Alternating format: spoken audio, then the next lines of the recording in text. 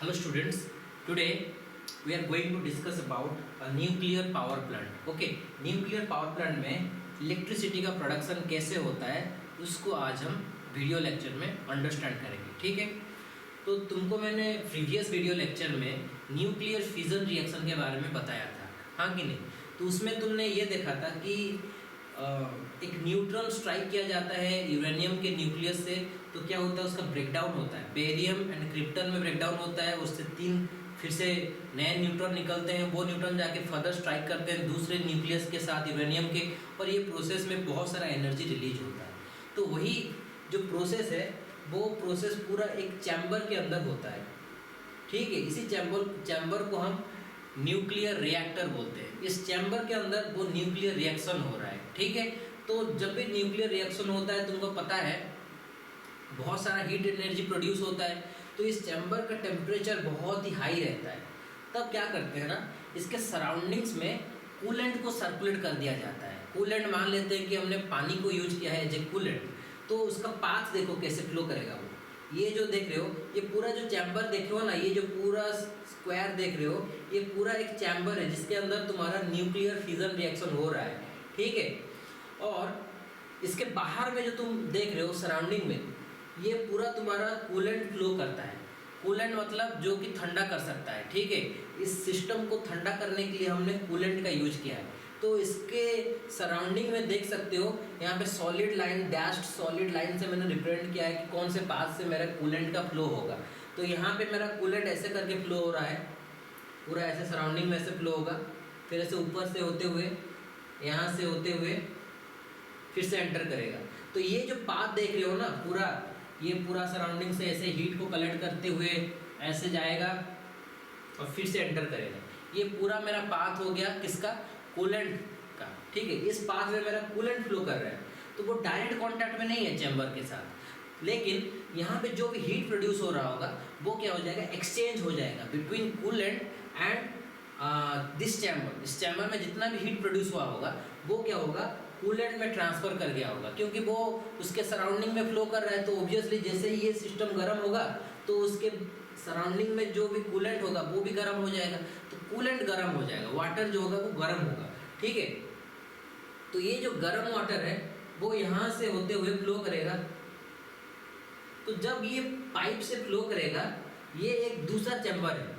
इस चैम्बर को हम बोलते हैं बॉयलर. इस चैम्बर में पानी है. देखो ये जो लाइन देख रहे हो ना, ये बेसिकली इंडिकेट कर रहा है वाटर को. तो ये जो वाटर है वो नॉर्मल टेम्परेचर में था, लेकिन जैसे ये पाइप में से तुम्हारा कूलेंट फ्लो करेगा तो कूलेंट का जो टेम्परेचर है वो कूल डाउन हो जाएगा, लेकिन यहाँ पे जो लिक्विड होगा वो गर्म हो जाएगा.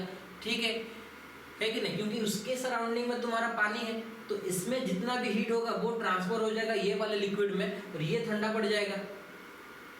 और ये ठंडा पड़ते हुए आएगा, तो यहाँ पे हमने एक पंप लगा दिया है सो दैट ये पानी फिर से एंटर करेगा, और यहाँ से फिर से जो हीट प्रोड्यूस हो रहा होगा उससे फिर से गर्म होते हुए फिर आएगा यहाँ पे.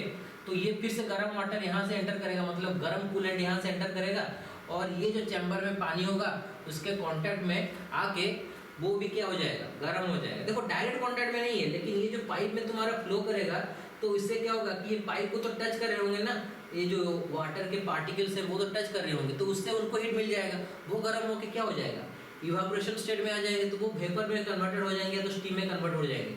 तो वो जब स्टीम में कन्वर्ट होंगे, वो स्टीम को हमने ऊपर जाने के लिए एक रास्ता दे दिया. ऐसे करके वो स्टीम ऊपर से होते हुए जाएगा और एक चैम्बर में एंटर करेगा. जिस चैम्बर में तुम्हारा टरबाइन होगा. ठीक है, अब देखो यहाँ पे मैंने एक डायग्राम बनाया है, ये बेसिकली रिप्रेजेंट कर रहा है blades of A turbine. Turbine के ब्लेड्स हैं. ठीक है, मान लेते हैं ये एक टरबाइन का ब्लेड है, तो जब ये स्टीम आके इसमें स्ट्राइक करेगा तो ब्लेड क्या होगा, रोटेट करने को ट्राई करेगा. तो यहाँ पे 3 तो ब्लेड हैं. ये स्टीम हाई वेलोसिटी से जब ये चैम्बर में एंटर करेंगे तो स्ट्राइक करेंगे किसमें, ब्लेड्स में स्ट्राइक करेंगे. किसके ब्लेड्स में स्ट्राइक करेंगे, टरबाइन के ब्लेड्स में स्ट्राइक करेंगे. तो जैसे ही टरबाइन के ब्लेड में स्ट्राइक करेंगे, turbine starts to rotate. Okay, तो टरबाइन अगर रोटेट करेगा तो उसका शाफ्ट भी जो होगा वो भी रोटेट करेगा कि नहीं.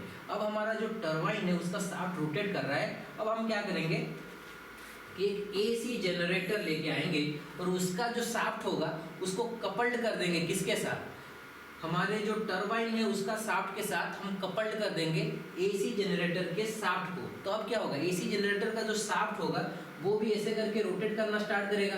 ठीक है, ये रोटेशन क्यों हो रहा है समझ में आ रहा है, क्योंकि ये जो हाई प्रेशर में स्टीम एंटर करेगा वो स्ट्राइक करेगा ब्लेड्स में। किसके ब्लेड में स्ट्राइक करेगा, टरबाइन के ब्लेड में। तो जब ब्लेड्स रोटेट करना स्टार्ट करेंगे तो ब्लेड से अटैच्ड जो शाफ्ट होगा, शाफ्ट का मतलब एक बड़ा सा रॉड है ऐसे सोच लो, ठीक है, रॉड से और यहाँ पे ब्लेड्स लगे हैं। तो जैसे ही ब्लेड्स में तुम्हारा स्टीम स्ट्राइक करेगा, ब्लेड्स रोटेट करेंगे, उससे क्या होगा, तुम्हारा जो शाफ्ट होगा या तो रॉड है वो भी रोटेट करेगा। और ये जो शाफ्ट है that is coupled to the shaft of AC generator. Okay, तो एसी जनरेटर का जो शाफ्ट होगा वो भी रोटेट करेगा, उसमें भी एक रॉड होगा वो भी रोटेट करना स्टार्ट करेगा। अब होता क्या है ना, एसी जनरेटर में जो रॉड होता है मतलब जो शाफ्ट होता है उसमें एक कॉइल होता है, जिस कॉइल को हम बोलते हैं आर्मेचर कॉइल। अब ये कॉइल भी रोटेट करना स्टार्ट कर दिया। अब जो कॉइल रोटेट कर रहा होगा तो वो in the presence of magnetic field करता है, मतलब ऊपर में उसका नॉर्थ पोल होगा और नीचे में साउथ पोल होगा। तो मैग्नेटिक लाइंस जो होंगे वो नॉर्थ टू साउथ तो मूव कर रहे होंगे। अब ये जो कॉइल है ये कॉइल रोटेट कर रहा है, ठीक है। तो जब ये कॉइल रोटेट कर रहा होगा, कभी ये मैक्सिमम फ्लक्स को लिंक करेगा तो कभी ये मिनिमम फ्लक्स को लिंक करेगा, ठीक है। रोटेशन के टाइम ये वेराइंग नेचर ऑफ फ्लक्स को लिंक करेगा, तो rate of change of flux आएगा जिससे कि ईएमएफ इंड्यूस हो जाएगा। Rate of change of flux मतलब जब कॉइल तुम्हारा रोटेट कर रहा होगा उस टाइम तुम्हारा क्या होगा कि कभी तुम्हारा मैक्सिमम फ्लक्स का जो लाइंस है वो कॉइल से लिंक करेंगे और कभी तुम्हारा मिनिमम फ्लक्स का लाइंस लिंक करेंगे। इससे क्या होगा, रेट ऑफ चेंज आएगा या तो चेंजेस आएगा फ्लक्स लिंकेज में। फ्लक्स हमेशा कांस्टेंट रेट में लिंक नहीं कर रहा है, हमेशा वेरिंग फ्लक्स लिंक करेगा कॉइल जो है। तो इससे क्या होगा, ईएमएफ इंड्यूस हो जाएगा कॉइल में, और अगर ईएमएफ इंड्यूस हो गया तो हमारा काम बन गया, हमको इलेक्ट्रिसिटी मिल गया, है कि नहीं। तो ये प्रोसेस होता है कि कैसे तुम एक न्यूक्लियर पावर प्लांट से इलेक्ट्रिसिटी का प्रोडक्शन कर सकते हो। तो अब क्वेश्चन उठता है, सर यहाँ पे क्या ऐसे ऐसे तुम्हारा जो रेक्टेंगुलर शेप में दिखाए है, ये जो रेक्टेंगुलर शेप में देख रहे हो ना, ये तुम्हारे फ्यूल्स के रॉड हैं, फ्यूल रॉड। फ्यूल रॉड यहाँ पे कौन से फ्यूल रॉड का यूज किया गया है, यूरेनियम ऑक्साइड के रॉड्स का यूज किया गया है, यूरेनियम का ही यूज किया गया है, यूरेनियम 235 का, ठीक है। तो ये जो रॉड्स हैं इसके लिए यूज किया गया है। अब तुमको यहाँ पे चैम्बर के अंदर डॉट डॉट दिख रहे हैं, ये सारे क्या होते हैं, ये इनको हम बोलते हैं मॉडरेटर।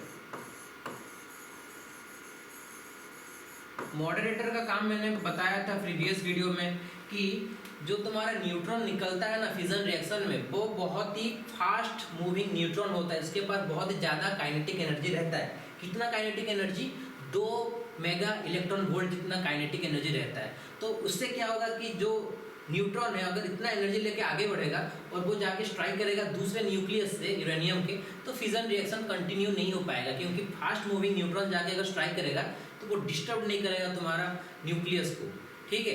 तो हम क्या करते हैं ना, उसका जो स्पीड है या तो उसका जो काइनेटिक एनर्जी है उसको हम रिड्यूस करने के लिए मॉडरेटर का यूज करते हैं। और मॉडरेटर वाटर भी यूज हो सकता है, एज ए वाटर मॉडरेटर के हिसाब से वाटर को भी हम यूज कर सकते हैं।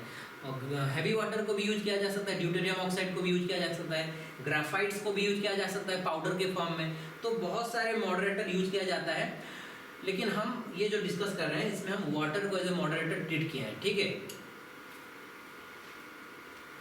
तो मॉडरेटर का काम क्या होगा कि जो न्यूट्रॉन निकलेगा रिएक्शन के टाइम में, उस न्यूट्रॉन के स्पीड को कम करने में काम देगा, ठीक है। उसको स्पीड का जो है उसको रिड्यूस कर देगा। अब तुम क्वेश्चन उठाओगे कि सर यहाँ पे भी कुछ रॉड्स हमको दिख रहे हैं, ये पतले पतले रॉड्स क्या होते हैं, ये हमारे कंट्रोल रॉड्स होते हैं। कंट्रोल रॉड के बारे में बताया था, एग्जांपल दिया था स्टील। तो अब ये रॉड क्या काम करते हैं, देखो जब न्यूक्लियर रिएक्शन होता है तो तुमको पता है कि रिएक्शन में तुम्हारा न्यूट्रॉन रिलीज होता है, मान लेते हैं यहाँ से 3 ठो न्यूट्रॉन रिलीज हुआ है। तो लेकिन अगर तुम रेट ऑफ रिएक्शन को कंट्रोल नहीं करोगे, वो बहुत सारा एनर्जी का प्रोडक्शन करेगा, मल्टीप्लाइड हो जाएगा एनर्जी का प्रोडक्शन। उससे क्या होगा कि तुम उसको कंट्रोल नहीं कर पाओगे, सारा कुछ जो है वो मेल्ट डाउन हो जाएगा। तो अगर तुमको कंट्रोल्ड वे में एनर्जी का प्रोडक्शन करना है, मतलब कंट्रोल्ड वे में हीट एनर्जी का प्रोडक्शन करना है, तो उसमें तुमको क्या करना है कि सारे न्यूट्रॉन में से सिर्फ एक ही न्यूट्रॉन को आगे बढ़ने देना है, बाकी न्यूट्रॉन को ब्लॉक कर देना है। सो दैट क्या होगा कि तुम्हारा जो रेट ऑफ रिएक्शन होगा वो मेंटेन रहेगा, रेट ऑफ रिएक्शन कांस्टेंट रहेगा, ठीक है। तो रेट ऑफ रिएक्शन को कांस्टेंट रखने के लिए हम क्या करते हैं, जितने भी न्यूट्रॉन तुम्हारे निकलते हैं, एक बार तुम्हारा जब न्यूट्रॉन मारते हो उसके बाद जानते हो 3 ठो न्यूट्रॉन निकला है, तो उनमें से हम सारों को न्यूक्लियर फिजन के लिए अलाउ नहीं करते हैं, सिर्फ एक को आगे बढ़ने देते हैं। तो ये जो कंट्रोल रॉड्स होते हैं ना, ऐसे कंट्रोल रॉड्स हैं, ये जो 1 2 3 ठो रॉड्स देख रहे हो, इनको इंसर्ट किया जाता है in between the fuel rod. तो जब ये न्यूट्रॉन यहाँ से रिलीज होंगे, वो न्यूट्रॉन्स में से कुछ न्यूट्रॉन को ये रॉड्स जो है क्या करेंगे, ब्लॉक कर देंगे। ब्लॉक कर देंगे मतलब तुमको पता है कि कंट्रोल रॉड का एक खासियत होता है कि वो न्यूट्रॉन को एब्जॉर्ब कर लेता है। तो जैसे ये न्यूट्रॉन इसमें स्ट्राइक करेगा, वो आगे बढ़ नहीं पाएगा, वो ब्लॉक हो जाएगा। लेकिन हम सारे न्यूट्रॉन्स को ब्लॉक नहीं कर रहे हैं, सारे को ब्लॉक कर देंगे तो रिएक्शन कैसे होगा, ठीक है। तो एक न्यूट्रॉन को छोड़े आगे बढ़ने के लिए, वो न्यूट्रॉन जाके स्ट्राइक करेगा तुम्हारा फ्यूल रॉड से, तो फिर से तुम्हारा क्या होगा, फिजन रिएक्शन होगा, तो फिर से 3 ठो न्यूट्रॉन निकलेंगे उससे। तो उन तीनों में से फिर से हम क्या करेंगे, 2 को ब्लॉक कर देंगे। 2 को ब्लॉक कर दिए, 1 को जाने दिए, 2 को ब्लॉक कर दिए, 1 को जाने दिए, वो जाके फिर से आगे फ्यूल रॉड से स्ट्राइक करेगा, उनमें से फिर से 3 ठो न्यूट्रॉन निकलेंगे, उनमें से 2 ठो को हमने इससे ब्लॉक कर दिए, और ये एक जाएगी इसमें स्ट्राइक करके न्यूक्लियर फिजन रिएक्शन होगा। तो इससे क्या होगा कि जो रेट ऑफ रिएक्शन रहेगा वो कांस्टेंट रहेगा, ठीक है। रेट ऑफ रिएक्शन हमारा इंक्रीजिंग वे में नहीं होगा, कांस्टेंट वे में होगा।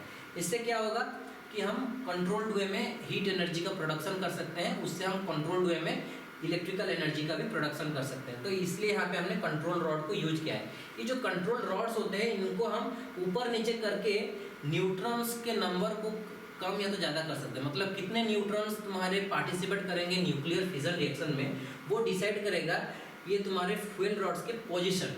मतलब अगर तुम्हारे फ्यूल रॉड सारे नीचे में है, तो मतलब तुम रेट ऑफ रिएक्शन होने नहीं देना चाहते हो, ठीक है।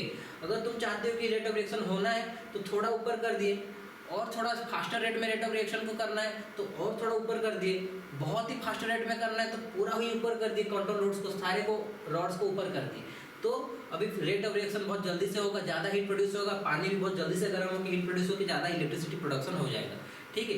तो ये हो गया तुम्हारा न्यूक्लियर पावर प्लांट, जिसमें क्या होता है कि एक चैम्बर में तुम रेडियो मतलब तुम्हारा फ्यूल रॉड्स को रखा जाता है, और वो फ्यूल रॉड से निकले न्यूट्रॉन्स को अगर तुमको कंट्रोल करना है उनके स्पीड को, उसके लिए तुमको मॉडरेटर का जरूरत पड़ता है। और ये कंट्रोल रॉड्स का काम क्या होता है, ये न्यूट्रॉन्स को एब्जॉर्ब करने में काम आते हैं, so that rate of reaction जो होगा वो कांस्टेंट रहेगा। रेट ऑफ रिएक्शन कांस्टेंट रहेगा तो मतलब समझ में आ रहा है ना, हम हर टाइम एक ही न्यूट्रॉन को आगे बढ़ने दे रहे हैं to perform nuclear fission reaction, ठीक है। यहाँ पे मल्टीप्लाइड फॉर्म में एनर्जी का प्रोडक्शन नहीं होके कांस्टेंट रेट में एनर्जी का प्रोडक्शन होगा, सो दैट हम उसको कंट्रोल्ड वे में इलेक्ट्रिसिटी में कन्वर्ट कर सकते हैं, ठीक है। अगर ये कंट्रोल नहीं करते सारे न्यूट्रॉन्स को, मतलब कंट्रोल रॉड के हेल्प से कंट्रोल नहीं करते, तो इतना हीट प्रोड्यूस होता है, ये सारा सिस्टम जो होता है वो मेल्ट डाउन हो जाता है, ठीक है। तो इसीलिए हम क्या करते हैं, कंट्रोल रॉड्स का यूज करके सारे न्यूट्रॉन्स को अलाउ नहीं करते हैं रेट ऑफ फिजन रिएक्शन में, मतलब न्यूक्लियर फिजन रिएक्शन में पार्टिसिपेट करने के लिए कुछ एक न्यूट्रॉन को ही अलाउ किया जाता है आगे बढ़ के फिजन रिएक्शन को कंटिन्यू करें, सो दैट हमारा जो हीट का प्रोडक्शन होगा वो कांस्टेंट रेट में होगा, ठीक है। और सो दैट हम जो इलेक्ट्रिसिटी का प्रोडक्शन भी करेंगे वो कांस्टेंट रेट में इलेक्ट्रिसिटी का प्रोडक्शन होगा। तो सिंपल कॉन्सेप्ट है। यहाँ पे एक चैम्बर के अंदर तुम्हारा हीट का प्रोडक्शन हो रहा है। हीट का प्रोडक्शन क्यों हो रहा है, बिकॉज न्यूक्लियर फिजन रिएक्शन हो रहा है। वो जो हीट का प्रोडक्शन हो रहा है, इसके अंदर जो हीट प्रोड्यूस हो रहा है, उस हीट को हम एक कूलेंट के हेल्प से एब्जॉर्ब करा दे रहे हैं। मतलब कूलेंट जो है वो सर्कुलेट कर रहा है उसके सराउंडिंग में। एक चैम्बर के अंदर बहुत सारा हीट प्रोड्यूस हो गया, और हमने क्या किया, उस चैम्बर के साइड में या तो सराउंडिंग में कूलेंट सर्कुलेट करा दिया। तो जैसे ही कूलेंट सर्कुलेट करेगा उसके साइड में, कूलेंट क्या करेगा, जो चैम्बर का हीट होगा वो खुद में लेके खुद गर्म हो जाएगा। तो ऑब्वियसली चैम्बर का टेम्परेचर थोड़ा डाउन हो जाएगा, है कि नहीं। तो इससे क्या होगा कि चैम्बर का टेम्परेचर कंटिन्यूसली इंक्रीज नहीं करेगा, वो एक कांस्टेंट टेम्परेचर को मेंटेन कर सकता है। ये चैम्बर का जो टेम्परेचर रहेगा, कूलेंट गर्म हो जाएगा। कूलेंट क्यों गर्म हो रहा है, क्योंकि चैम्बर के सराउंडिंग में इसको सर्कुलेट किया जा रहा है, वो कांटेक्ट में आ रहा है सराउंड, मतलब तुम्हारा ये चैम्बर के। इसीलिए क्या हो रहा है, ये जो इसका हीट है वो इसमें जा रहा है, ठीक है। मतलब कूलेंट जब सर्कुलेट कर रहा होगा वो सराउंडिंग में सर्कुलेट कर रहा है इस चैम्बर के, तो चैम्बर के अंदर बहुत सारा हीट प्रोड्यूस हो रहा है, तो वो हीट जो है वो कूलेंट को भी गर्म कर देगा, क्योंकि वो उसके सराउंडिंग में। तो हीट का ट्रांसफर हो गया, ठीक है कि नहीं। चैम्बर से हीट ट्रांसफर हो गया कूलेंट के पास, तो चैम्बर का टेम्परेचर थोड़ा सा डाउन हो गया होगा। अब ये जो कूलेंट है वो गर्म हो गया है, तो अभी जो गर्म वाला कूलेंट है, जो कि मैंने यहाँ पे सॉलिड डैश लाइन से ड्रॉ किया है कि कूलेंट किस पाथ में फ्लो करेगा, वो इस पाथ में फ्लो कर रहा है। ठीक है, मतलब मान लेते हैं कि मैंने एक चींटी छोड़ दिया है इस साइड में, यहाँ पे एक चींटी है। ठीक है, तो ये चींटी कैसे मूव करेगा, देखो यहाँ से छोड़ो, यहाँ पे एक चींटी है तो वो ऐसे मूव करेगा, यहाँ से भी जा सकता है, यहाँ से ऊपर से भी जा सकता है। ठीक है, अगर यहाँ से आया है तो ऐसे करके जाएगा, अगर यहाँ से आया ऐसे करके आएगा। तो इस पाथ में तुम्हारा वो जो चींटी होगा वो मूव करता रहेगा, इसी पाथ में तुम्हारा कूलेंट फ्लो हो रहा है। इसी को बताने के लिए मैंने चींटी का एग्जांपल दिया है। ठीक है, कौन से पाथ में मेरा कूलेंट फ्लो कर रहा है, तो कूलेंट मेरा इस पाथ में फ्लो करेगा। जब ये कूलेंट इस चैम्बर में एंटर करेगा, ये जो एक स्पेशल चैम्बर है ना, इसको हम बॉयलर चैम्बर बोलते हैं, इसके अंदर वाटर रखा होता है। तो ये जैसे ही ये फ्लो करेगा, इस चैम्बर में जो वाटर होगा वो भी इसका प्रेजेंस को फील करेंगे, क्योंकि वो भी गर्म हो जाएंगे, क्योंकि यहाँ पे तो गर्म कूलेंट फ्लो कर रहा है।